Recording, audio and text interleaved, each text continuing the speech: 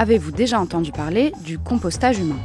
L'idée est de choisir d'être recyclé après sa mort plutôt que d'être enterré dans un cercueil classique ou incinéré. Mais alors, en quoi ça consiste et comment ça se passe ? Eh bien, la BBC s'est posé exactement cette question dès 2019. Comment composte-t-on un être humain et pourquoi faire ? À l'époque, Washington s'apprêtait à devenir le premier État américain à légaliser le compostage humain. Depuis, 5 autres ont autorisé cette pratique. Le dernier en date est l'État de New York qui a promulgué le 31 décembre 2022 une loi autorisant ce processus. L'entreprise Return Home, spécialisée dans le compostage humain, a demandé à des New-Yorkais ce qu'ils en pensaient, et ça donne ça. Okay, New York State just passed a law that lets us compost human bodies. It lets us take it. I heard of that. Okay, what do you think? I think it's crazy. You think it's crazy? I think it's crazy. Tell me why it's so crazy. Why? Yeah. Because they're using us as plant fertilizer. Fertilizer? Come on. Sans surprise, la pratique ne plaît pas à tout le monde. Dans son émission de radio, le chroniqueur conservateur Sean Hannity, qu'on peut aussi voir sur Fox News, fait par exemple cette description un brin caricatural. You can put in your compost pile grandma, your mom, your dad, any dead body. You can use it for compost. En vérité, l'idée n'est évidemment pas de composter ses proches au fond du jardin avec les épluchures de carottes. Le procédé se déroule dans des centres spéciaux tenus par des entreprises de pompes funèbres. La firme américaine Recompose est pionnière en la matière. Sa fondatrice, Katrina Spade, a écrit une thèse sur le sujet et elle est très souvent citée dans la presse internationale.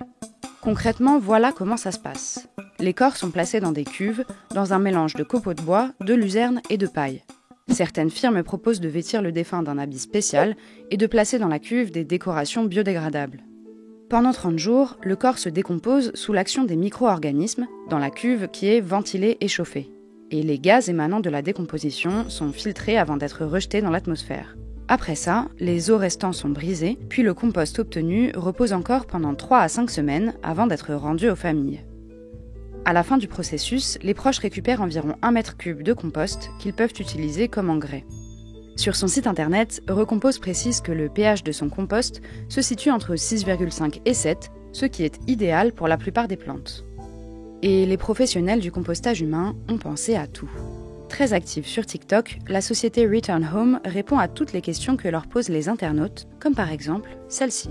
Que faites-vous des restes non organiques ? J'ai quelques morceaux de métal dans le corps et un implant.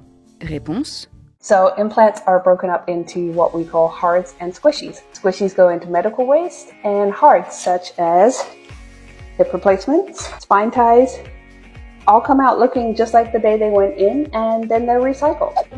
Maintenant qu'on a compris le comment, reste à se pencher sur le pourquoi. Le principal argument de vente des firmes du secteur, c'est l'écologie.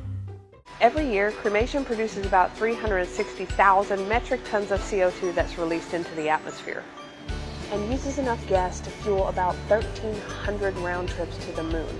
Burial uses 4.3 million gallons of embalming fluid a year. Ces chiffres concernent les États-Unis.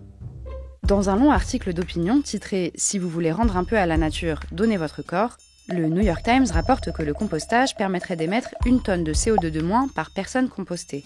Et l'idée d'un retour à la Terre est une conception qui semble apaiser certains clients.